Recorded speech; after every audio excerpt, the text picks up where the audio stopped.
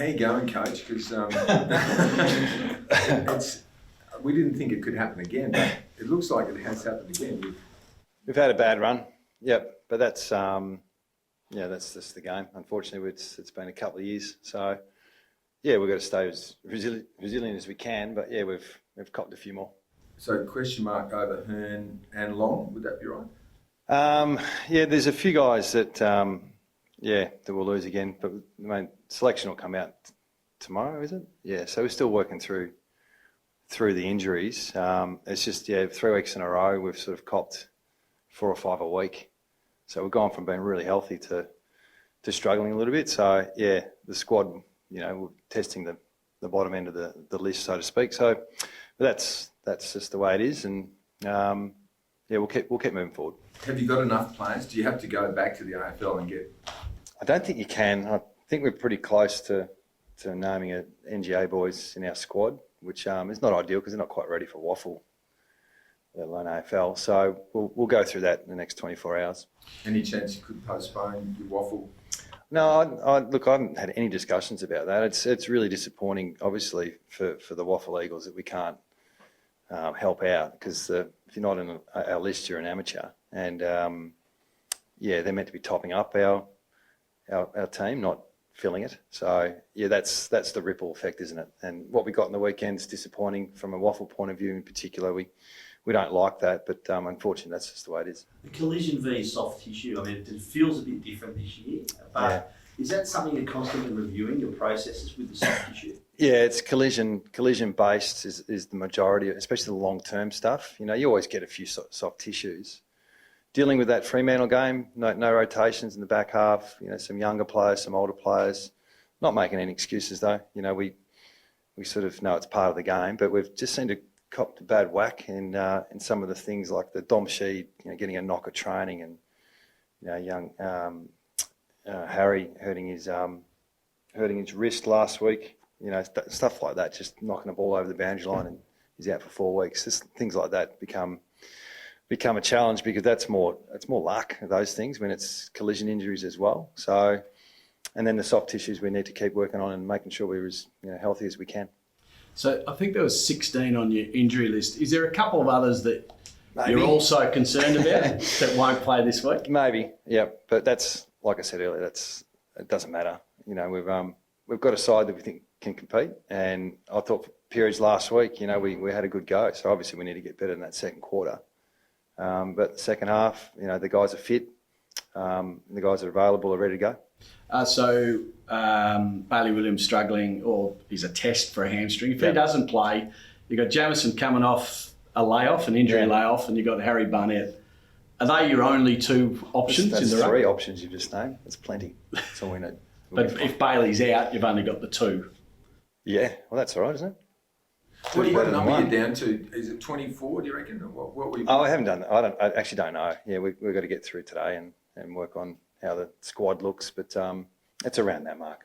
And you said you may have to play Jinby when you don't want to. That's. No, I haven't said that. No, well, you said that you can't afford to rest him because you haven't got other players. Yeah, we need to manage him as best we can. So that's the challenge for an 18-year-old. That we subbed him last week, gave him a light week on the track, and that's what we're going to have to do with the majority of our players that are available. But we've also got to get better. So, we need to keep running, keep training the contest, and keep being as honest as we can on game day. So, yeah, we're not crying poor on this one. We're still going full tilt. So it's just where we're at the moment. That's just reality. With Ruben too, unusual for a first-year player to play the role he's been playing. Yeah, absolutely. Yeah, and that's other things we can look at, isn't it? If we can use the flexibility, because he's got other attributes that are more than just on ball. So we can look at that too. And the first 3 or 4 rounds, and we had Luke playing, he was playing off half back, and they were flipping and that sort of stuff. So yeah, we'll look at those things and we'll do our best. And in an ideal world, someone like Barnett, I mean, a big bloke, you tend to wait a lot longer to play them. If you had to play him, what's the risk v reward? I don't know. I mean, we don't want to put anyone at risk to the point where it's blatantly obvious it's not going to work for us. But he's played 3 or 4 senior games of footy now. Played senior footy last year as a junior, and he's pretty well built. But he's not 18-year-old ruckman, so he's not quite mastered his craft just yet. So yeah, the physicality piece, I think he can handle. Do you need to review anything at your program, or are you concerned that there could be not just bad luck? Or? We haven't got to that stage yet. We're just trying to get through what we're in at the moment. It's just different than last. We're dealing with COVID last year and the injuries off that we got, and now this year's it's been a cluster. Like 3 weeks ago, we had 4 injuries, and they're all like 1 or 2 week away. So in the space of 3 weeks, we just had a big cluster. We're not the only club. There's other clubs dealing with this as well. It's just happened to us 2 years in a row, which we're always trying to get better at. We're always looking at things we can do better. But there's some things that we just can't avoid. So there's a lot of concern among players about the tackle now. Is it something the club's reviewing in terms of a lot of 1 week, 2 week suspensions being handled out? I haven't. It's not on my agenda. Anything broader, it just hasn't come into my mind. I haven't heard any players saying they're concerned about it, but I've noticed there's been a few suspensions and tribunal cases on the tackle. So normally the players adjust as well as they can. The coaches tweak a couple of things, but normally the players work out what you can and can't do. So I'll leave it to the players at this stage. Is this year as a coach tougher than last year, or are they the same? No, it's not tough. It's just the job. I'm not complaining. No, it's like we're on a path. We're on a journey, and this is just a moment in time, and it doesn't change our projection and what we're chasing. If anything, gives opportunity to everyone on our list to express themselves as best they can. And like I said, the guys that are playing are fit. Like last year, we were playing guys that weren't fit. They weren't not fit in the sense that they weren't up to it. It's just their prep was so poor. And it was a really difficult challenge to get them match fit. Whereas these guys have had really good pre-seasons. Like I said, we had a really good block of fitness. And now, the guys that play are ready to go. And the brand is more exciting, or it seems to be from a viewer. Trying, yeah. It's not easy because the changes that's happened the last few weeks, and the teams we've played have been pretty good. But that's our industry. That's ruthless, isn't it? So, yeah, we're really having a good go at our transition, contest, general play. How quick we move the ball. Those things we've worked on since November. Some of the areas we've been poor, though. Clearances have been poor. Score some stoppages on the weekend weren't good enough. So there's always things to improve on, obviously, especially dealing with what we've got at the moment. But trying to do that as a collective with the whole squad, that's probably what we're getting at the moment.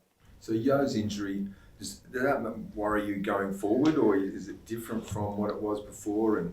It's different, but, it'd be good to have Yo for long. Like we saw him on ball for 5 minutes and everyone went, okay, that's what we've missed. So it's just unfortunate. Just the way it was. I think it was a tackle on danger. That was, pretty excited by being around ball for that brief time, and then he just hurt his groin. So sorry to jump in. Do you regret playing him on ball now that he's got the injury? Does him, because he's a competitive beast? Yeah. Does he go a little bit harder in the midfield than? Well, maybe. I mean, we actually just said just do the centre bounces and go back. So he was just in the centre bounces. So I think if you put your hand up to play, you've got to be able to handle a few centre bounces. So, but that seems to be happening a bit at the moment. You pull one lever and something happens. So Luke Shuey, will he play? He's good to go. He's good to go. Yep. That's why you're smiling. Yeah, he'll play. So got through training today and he's right to go. And Shannon Hearn, will he play, or is he battling a little bit of a hamstring? Yeah, no, it's not a hamstring. We rested him up and he just pulled up a bit sore from training last week, believe it or not. So he's probably going to miss another week.